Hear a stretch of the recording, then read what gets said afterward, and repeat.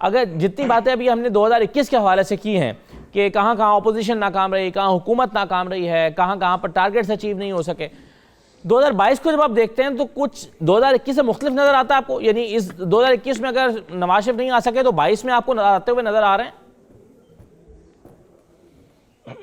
देखें 2022 बहुत 10 गुना ज्यादा मुश्किल साल है जो आ रहा है आपके सामने। आपकी $278 बिलियन जो है उसकी आपकी जीडीपी है, जबकि आपका $116 बिलियन जो है आपका एक्सटर्नल बन चुका है कर्जा, और $205 अरब जो है ये आपका इंटरनल लोन बन चुका हुआ है।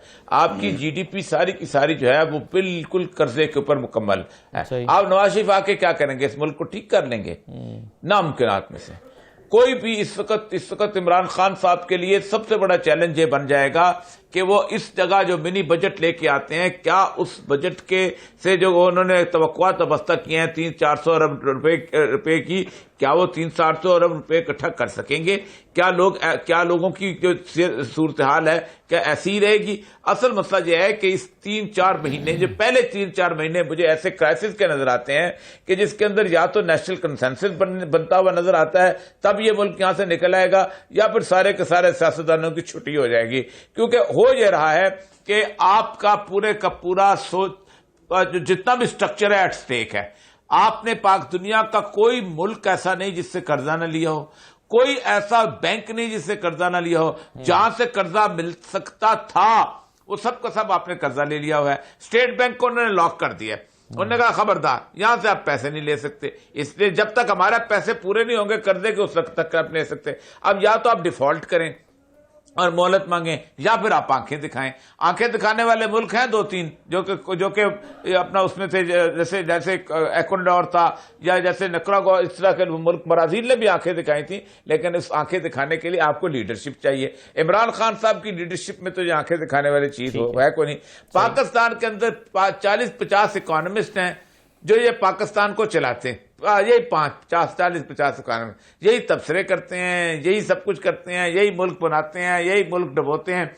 ये सारे के सारे जो हैं इनकी अलग से लेके ये तक ट्रेनिंग एडम स्मिथ से लेके और वो आप मौजूदा ताज़ा तरीन बटन वुड के तक है। इन लोगों के का मामला है, या तो ये बदलेंगे, वो जो काई साहब कह रहे थे, तब ये मुल्क ठीक होगा, निजाम बदलेगा। देखिए दुनिया पूरी में गुज़िश्ता 15 साल से डेट जुबली की बातें हो रही हैं कि गरीब मुल्क इनकार करें, और वो बड़े लोग करें। डेट जो है उसका खत्म करने के लिए अपना इलिजिटिमेट डेट की बातें हो रही हैं। कोई नहीं, पाकिस्तान की लीडरशिप कॉम्प्रोमाइज लीडरशिप है। आज इमरान खान अगर इनकार करते हैं तो कल को अपनी औलाद से लंदन में जाके नहीं मिल सकेंगे। इतना मुश्किल साल है अगला ये जो आ रहा है कि जिसके पहले 6 महीने में पता चल जाएगा कि पाकिस्तान का आइंदा का मुस्तकबिल क्या होगा। मैं एक चीज मुझे बताइए कि 2022 का जो साल है इसको हम 21 में भी हम सुनते रहे कि जी गवर्नमेंट जाएगी, अर्ली इलेक्शन होंगे, और अर्ली इलेक्शन खैर हमारे यहाँ जब भी नई हुकूमत बनती है अगले साल से अर्ली इलेक्शन का जिक्र शुरू हो जाता है। 2022 इलेक्शन का साल है आपके ख्याल में?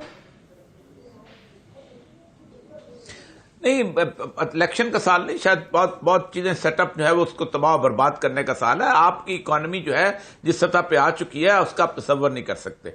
अब ये सलमान अकबर राजा साहब जो है वो पूरे पाकिस्तान के जुडिशियल सिस्टम के ऊपर उन्होंने एक नोहा बोला है कि उसका बहुत बड़ा लोड है। एक जज होते थे काजम मलिक साहब, इनको याद होगा, वो गुजरांवाला में जज लगे, उन्होंने 1.5-2 महीने के अंदर सारे केसेस खत्म करते, 3 दिन के वो कत्ल का फैसला कर देते थे। वकला ने हड़ताल कर दी, हमें रिलीफ नहीं मिलती। फलक शेर साहब चीफ जस्टिस थे, 7 महीने तक हड़ताल रही, फिर उसके बाद उनको उठा के भलवाल लगाया गया, साथ उनको उन्होंने भलवाल के केसेस 2 महीने में खत्म कर दिए।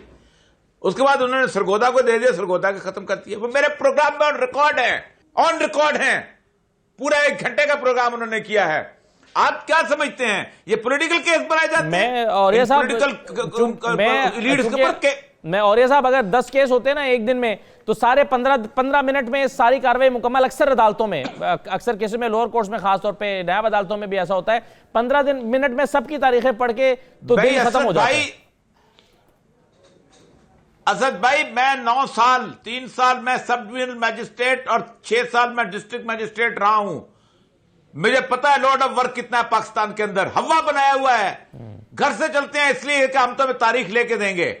पाकिस्तान के सिस्टम को आपने होस्टेज किया हुआ है, पूरे पाकिस्तान के सिस्टम को। 116 अरब डॉलर आपका कर्जा है।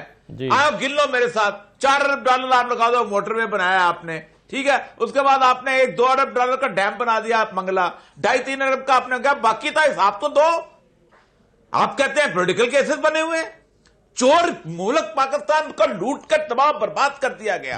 और आप क्या समझते हैं परसेप्शन क्या चीज होती है? क्या पाकिस्तान में लोग परसेप्शन के ऊपर समझते नहीं कि कौन लूट के ले गया हमको? क्या पाकिस्तान का आम आदमी नहीं समझता कि हमने किसको पैसे दिए थे और किसके जमाने में दिए थे और किसके दौर में हम पैसे देते रहे हैं? पाकिस्तान का सबसे बड़ा मसला यह है कि हमने सच बोलना छोड़ दिया हुआ है। हम मसलियत के ऊपर सच बोलते हैं। और आप याद रखिए, आपकी इकोनॉमिक क्राइसिस के अंदर, इस सारी सूरत हाल के अंदर जो आपका अगला साल आ रहा है, उसके अंदर अगर आप ये समझते हैं कि आपकी डेमोक्रेसी चलेगी, नवाज शरीफ के पास कोई अमृत धारा है, वहां के मुल्क चलाएगा? कहां से पैसा लेके आएगा? कहां से उसका जरदारी के पास कौन सी आसमान से सूंड की गट्टिया को मुल्क चलाएगा? या तो यह है कि मुल्क को बेचने आएंगे किसी वादे के वईद के साथ। और वो जो जॉन परकन्स कहता है ना, अगर confession of the economic hitman में, कि हम फिर अपने हॉक्स बेचते हैं और हॉक्स, और बेचने के लिए आपके पास रह क्या गया है? आपका एटॉमिक प्रोग्राम। आप पाकिस्तान के डिफेंस एक्सपेंसेस कर्जा लेके पूरा कर रहे हैं, और ऊपर से आपने जिस किस्म की अमेंडमेंट्स कर दी हुई है, आपने जो सूरत हाल बना दिया है, आपने पाकिस्तान के साथ 70 साल खिलवाड़ किया। इसी लीडरशिप ने किया, आम आदमी ने नहीं किया, गरीब आदमी ने नहीं किया। आम आदमी तो बेचारा भुगतता है। इसका मतलब यह है कि 22 करोड़ लोग चोर हैं, और ये बाकी जो 300-400 लोग हैं, ये बहुत शरफा हैं, इनके खिलाफ सियासी मुकदमे बनते हैं। Right sir. ओ भाई, कौन था लूट? कौन कर? घर किसने लूटा भाई? घर किसने खाली किया? ये तो बताओ। सलमान अकरम राजा साहब, अगर हम 1 साल और 1 महीना पीछे चले जाएं, नवंबर 2020 में हुकूमत ये दावा कर रही थी कि जनवरी के मिड में, 15 जनवरी के करीब नवाज शरीफ को वापस हम ले आएंगे। अब इस बात को 13 महीने हो गए, नवाज शरीफ साहब को वापस नहीं लाया जा सका। जो मौजूदा कानून है पाकिस्तान का या बरतानिया का या दोनों के दरमियान जो एग्रीमेंट्स हैं, क्या और जिस कानून के तहत उनको बाहर भेजा गया था, क्या नवाज शरीफ साहब को मौजूदा कानून का इस्तेमाल करते हुए वापस लाना मुमकिन है? सवाल मेरा यह है। और इसके साथ साथ अगर आप बाकी तर्जकारों ने जो गुफ्तगू की है उसका जवाब देना चाहें तो प्लेटफॉर्म हाजिर है सर। देखिए, बिल्कुल मुमकिन नहीं है। और बाहर उनको सिर्फ इसलिए भेजा गया कि जो मुक़द्दर ताकतें हैं उन्होंने ये चाहा कि वो बाहर जाएं। अदालत में आके जो बयान दिए प्रोसिक्यूशन ने, जो हुकूमत की तरफ से बयान दिए गए, उन बयानात ने मुमकिन किया कि उनको मुल्क से बाहर भेजा जाए। ये जो तमाम बयानियां आपके प्रोग्राम में चला है, ये वो एक आमियाना बयानियां है। इनमें से किसी आपके पैनलिस्ट के पास कोई हल, कोई जवाब नहीं है।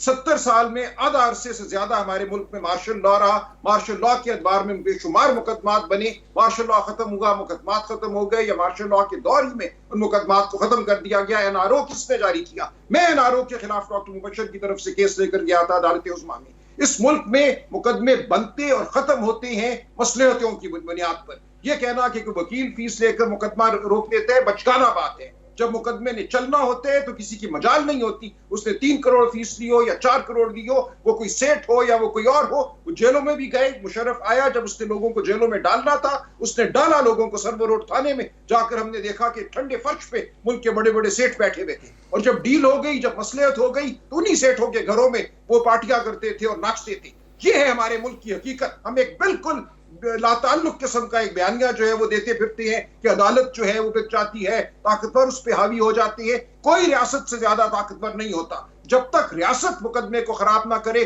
कोई मुकदमे को खराब नहीं कर सकता। इस मुल्क में मुकदमे बनते और खराब होते हैं रियासत की इमा पर, और उसकी वजह सिर्फ और सिर्फ सियासी मसलियत होती है।